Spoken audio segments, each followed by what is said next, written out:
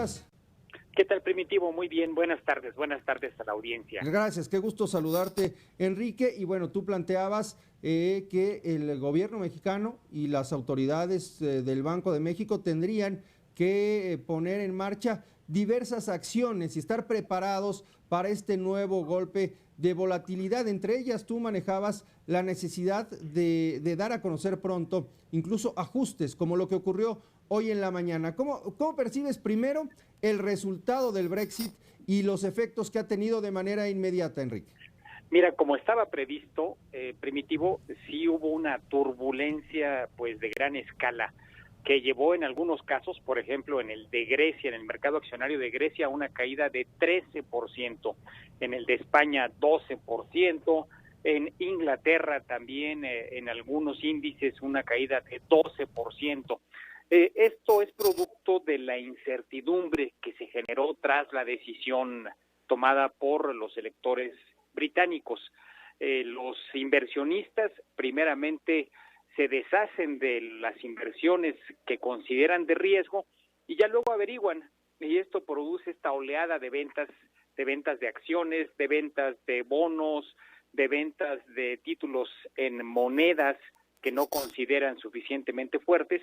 Esto fue lo que pasó el día de hoy. Así que, pues no fue sorpresivo, en realidad era lo que se esperaba en caso de darse la decisión que finalmente se tomó. Ese es el primer punto, Primitivo. O sea, el nerviosismo estaba plenamente justificado y de alguna manera eso preparó, ¿no?, al medio financiero internacional.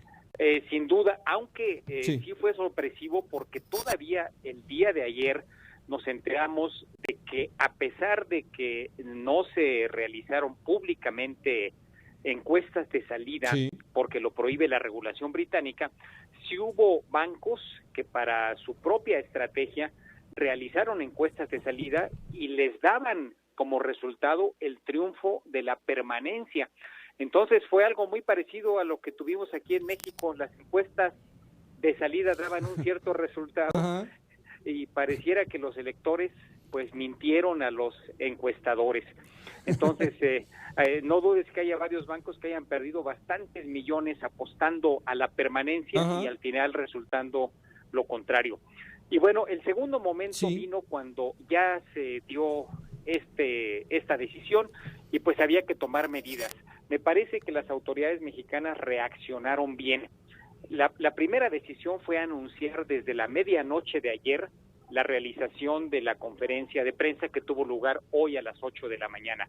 Esto desactivó la especulación contra el peso, que llevó en la noche de ayer, Primitivo, a que estuviese el dólar al mayoreo en 19.51, fue el tope y es el máximo histórico, nunca habíamos llegado tan alto. Cuando se supo que habría conferencia a las 8 de la mañana, empezó un retroceso y pues ya nos amanecimos este viernes con un nivel de tipo de cambio de 18.70 al mayoreo, lo cual significa que se calmaron un poco los nervios. Ahora, respecto a las acciones que emprendió el gobierno mexicano, yo te diría que se van a dar en dos tiempos. El primero ya se anunció el día de hoy, que es un nuevo recorte al gasto público, un recorte importante de 32,000 millones, para ponerlo en números redondos, y para dimensionarlo, Primitivo, es un aumento al doble del recorte que ya se había dado en el gobierno federal para este año, si se descontaba Pemex, porque se había anunciado un recorte de 132,000 millones, pero 100,000 iban a ser de Pemex. Así es, eso ocurrió en febrero. Así es, el 17 de febrero se hizo este anuncio. Ahora se le agregan otros 32,000 millones, que es duplicar el recorte que ya se había previsto para el gobierno federal. Este es el primer momento que permitió que el día de hoy, con todo, pues no se disparara el tipo de cambio, el dólar, como algunos anticipábamos y temíamos, a niveles de hasta 20 o más. Esto lo detuvo. Y el segundo momento va a venir la próxima semana, el próximo jueves, para ser precisos. El Banco de México va a reunirse para tomar su decisión como lo hace cada par de meses aproximadamente respecto a las tasas de interés. Y hay prácticamente el consenso de que van a subir las tasas de interés probablemente medio punto porcentual. Esto con objeto de hacer más atractiva la inversión en pesos y evitar que se siga erosionando la cantidad de dólares que hay en México. Es decir, hay ya muchos inversionistas que están vendiendo sus inversiones en pesos para pasarse a dólares. Pues se les va a dar un premio adicional a quien se quede en pesos para tratar de parar este movimiento hacia los dólares.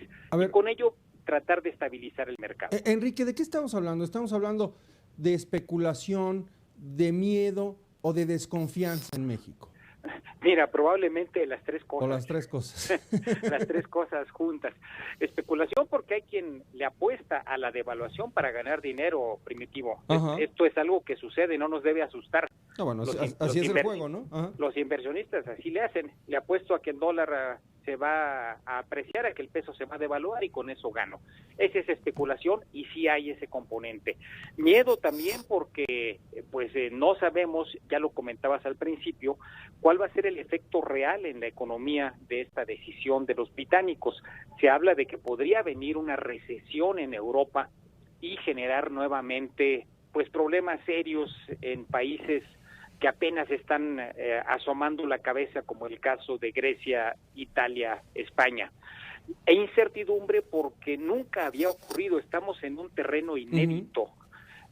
No se había presentado nunca la salida de una nación de la Unión Europea y no hay claridad de cómo va a hacerse, cuál va a ser el ritmo, qué implicaciones va a tener.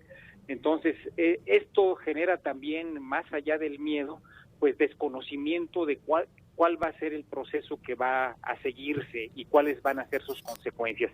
Entonces, toda esta combinación de factores, es lo que propicia una circunstancia como la que hoy vivimos, de caídas fuertes en la bolsa, de encarecimiento del dólar contra casi todas las divisas, empezando con la libra esterlina, que se devaluó 9% este viernes. Por supuesto. Ahora, Enrique, ahora que dices hechos inéditos, gran volatilidad y gran nerviosismo, estamos en medio de una etapa histórica, podríamos incluso decirlo, en donde la incertidumbre es la marca de los tiempos, porque ¿desde cuándo, Enrique, estamos hablando de cuestiones que son difíciles de interpretar para generar una perspectiva de lo que puede pasar en la economía? Estamos parados en tiempos como muy inciertos, no sé, en donde no sabemos qué es lo que puede venir y los hechos que se están generando siguen alimentando el nerviosismo.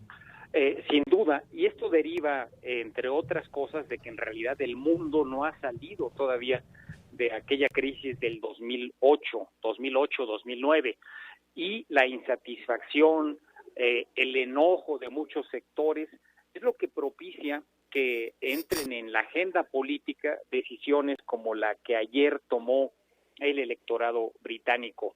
Ahora viene otro factor de incertidumbre para el segundo semestre de este año, que son las elecciones en Estados Unidos, y donde también seguramente vamos a estar ante hechos inéditos, con un candidato que por lo que ha adelantado cerraría la economía norteamericana. Ya el señor Trump adelantó que se alegró del triunfo del Brexit y dijo que eso es lo que quería para los Estados Unidos, recuperar a su país. Entonces, no dudes que si en pocas semanas, en pocos meses empieza a despejarse el panorama, a ver más claridad en lo que toca al Brexit, a lo que va a pasar con el Reino Unido, empiecen a aparecer nubarrones ahora con incertidumbre para la economía norteamericana. Así es que, como dices, la marca de la época, sin duda. Es el cuento de nunca acabar, y la diferencia con el Brexit es que el caso de Trump sí los golpearía más directamente, ¿no? A México nos pegaría derechito. En el caso de los británicos nos afecta indirectamente por lo que en todos los sistemas financieros ocurrió, pero el comercio de México con la Gran Bretaña es muy marginal, a diferencia de lo que pasaría sí las cosas se complican en Estados Unidos. Muy bien, pues Enrique, como siempre, muchas gracias por tomar la llamada para platicar con la audiencia de Grupo Fórmula y ayudarnos a entender lo que está ocurriendo en el mundo a raíz de estas decisiones inéditas. Muy buen fin de semana. Gracias, Primitivo. Como siempre, un gusto. Buenas noches. Igualmente, muy buenas noches. Es Enrique Quintana, director general editorial del diario El Financiero.